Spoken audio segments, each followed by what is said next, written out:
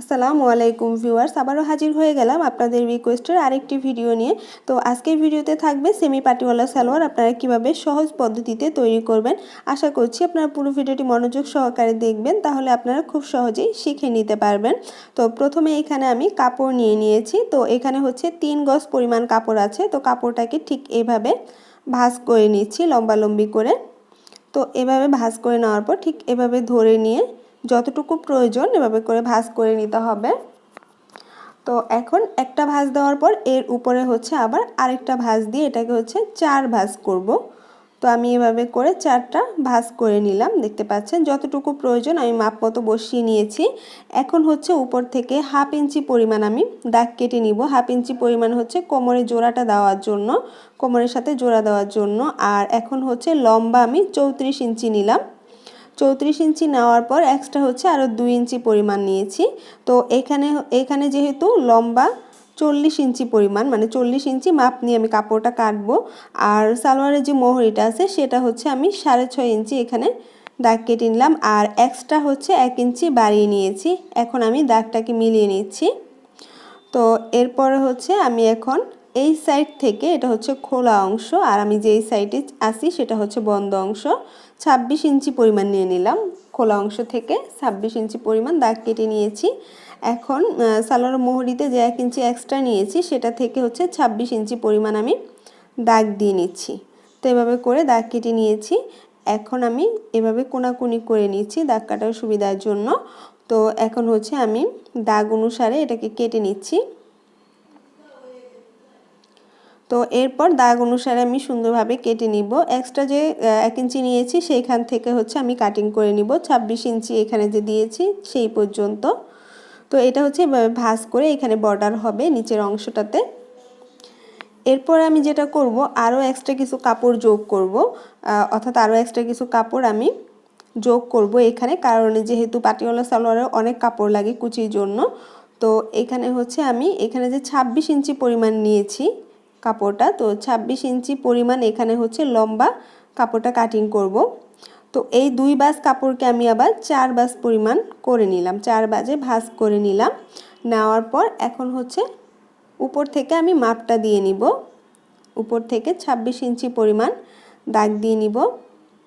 এই যে দেখতে পাচ্ছেন 26 ইঞ্চি পরিমাণ দাগ দিয়ে নিয়েছি। একইভাবে দুই সাইডে 26 ইঞ্চি পরিমাণ দাগ দিয়ে এখন হচ্ছে দাগটাকে সোজা করে মিলিয়ে নিয়েছি। এখন এই দাগ অনুসারে আমি কেটে নিচ্ছি। এরপর এতটুকু তো কাটা হয়ে গেল। এরপর হচ্ছে এইখানে এই যে 26 ইঞ্চি পরিমাণ যে কেটেছিলাম হায়ের এই অংশটাতে, এখন সেই পরিমাণ আছে কিনা সেটা দেখলাম। দেখার পর এখন হচ্ছে এই কাপড়টাকে এই যে ঠিক এইভাবে ভাঁজ করতে হবে। আপনারা ভাঁজটা খেয়াল করুন আমি কিভাবে ভাঁজ করছি। তো এটা কাপড়টা আরও বেশি পাওয়ার জন্য, বেশি পরিমাণে পাওয়ার জন্য আমি ঠিক এইভাবে ভাঁজ করে নিলাম কোনাকুনি করে। তো ভাঁজ করে নেওয়ার পর এখন হচ্ছে এই কোণার এই অংশটা আমি কেটে নিব, মানে বাঁকা করে যে ভাঁজ করেছি সেই মাঝখান থেকে হচ্ছে আমি কেটে নিচ্ছি। তো মাঝখান থেকে কেটে নেওয়ার পর এখন খেয়াল করুন আমি কিভাবে আবারও ভাঁজ করে নিচ্ছি। ঠিক এভাবে বসিয়ে এই যে দুইটা কাপড়কে আমি এভাবে করে সমান করে ভাঁজ করে নিয়েছি। তো এভাবে ভাঁজ করে নেওয়ার পর এরপর হচ্ছে আমি প্রথম যে কাপড়টা কেটেছিলাম, অর্থাৎ নিচের যে অংশটা কেটেছি সেই অংশটার সাথে এটা আমি যোগ করব। তো এটা এখানে হচ্ছে আমি এখন হায়ের অংশটা কাটিং করব। তো তার আগে আমি কাপড়টাকে ভাঁজ করে নিয়েছি। তো কাপড়টা কিভাবে বসিয়ে নিয়েছি সেটা আমি আপনাদেরকে একবার ফুল দেখাই। এই যে দেখতে পাচ্ছেন ঠিক এইভাবে আমি কাপড়টাকে বসিয়ে নিয়েছি। তো আপনাদের কাছে রিকোয়েস্ট থাকবে যারা এখন আমার চ্যানেলটি সাবস্ক্রাইব করেননি প্লিজ সাবস্ক্রাইব করে রাখুন, আর যারা অলরেডি করেছেন তাদেরকে অনেক অনেক থ্যাঙ্কস। তো এখানে আমি 9.5 ইঞ্চিতে হায়ের অংশ নিয়ে নিলাম, 9.5 ইঞ্চি পর্যন্ত। আপনারা আপনাদের মেজারমেন্ট অনুসারে নিয়ে নেবেন। তো এখানে হচ্ছে 9.5 ইঞ্চি আর উপরের কোমরের পাটটা 6 ইঞ্চি, সেলাইয়ের পরে টোটাল 15 ইঞ্চি থাকবে। তো এখানে হচ্ছে আমি এভাবে করে দাগ দিয়ে কোণাগুলোকে সোজা করে নিচ্ছি। তো আমি দাগ দিয়ে এখানে কেটে নিয়েছি, আর এখানে একটু রাউন্ড শেপ করে নিচ্ছি। রাউন্ড শেপ করে নেওয়ার পর হালকা একটু রাউন্ড করেছি, করার পর এখন হচ্ছে আমি কেটে নিলাম। তো এই যে দেখতে পাচ্ছেন এখন হচ্ছে এখানে যে জোড়াটা আছে সেই জোড়াটা একটু ছাড়িয়ে নিচ্ছি, উপরের অংশের জোড়া থাকলে ছাড়িয়ে নেবেন। তো এখন জোড়াটা ছাড়িয়ে নিয়েছি। তো এতটুকু কাটিং হয়ে গেল নিচের অংশটা। এখন হচ্ছে উপরের অংশটা কাটিং করব। তো উপরের কোমরের পাটটা কাটিং করার জন্য এখানে 2 বাস কাপড় নিয়েছি, এটা হচ্ছে ভাঁজ পাশ, আর এভাবে করে আমি ভাঁজ করে নিয়েছি।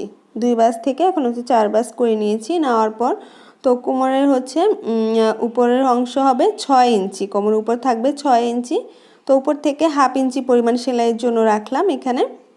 রাখার পর এখান থেকে হচ্ছে আবার 6 ইঞ্চিতে দাগ কেটে নিলাম, যেহেতু 6 ইঞ্চি থাকবে। আর 2 ইঞ্চি এখানে এক্সট্রা নিব হচ্ছে ডুরির কাপড়ের জন্য, ডুরি আবার আপনারা যেটা ইউজ করেন না কেন। তো এখন আমি ঠিক এইভাবে যতটুকু হয়েছে টোটাল এই সাইডও এই মাপটা দিয়ে নিব। তো মাপটা এখানে দিয়ে নিচ্ছি, টোটাল হচ্ছে 8.5 ইঞ্চি মতো হয়েছে। তো মাপটা দিয়ে নেওয়ার পর এখন হচ্ছে দাগটা মিলিয়ে নিচ্ছি। দাগটা মিলিয়ে নেওয়ার পর এখন আমি কেটে নিব।